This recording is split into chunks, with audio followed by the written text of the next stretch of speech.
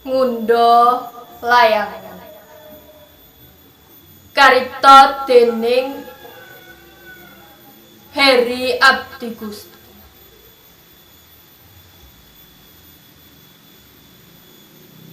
Sore-sore ngundha layangan kedadak mak bres udan deres ora lidok teles kebes.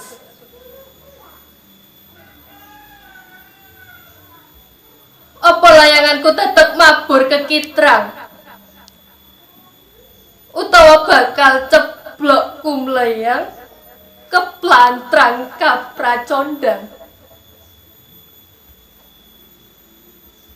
Apa mung krana udan urupe geni gampang kabesmi?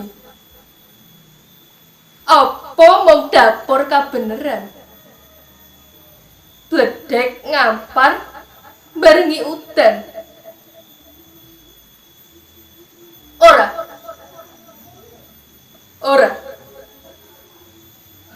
Ora.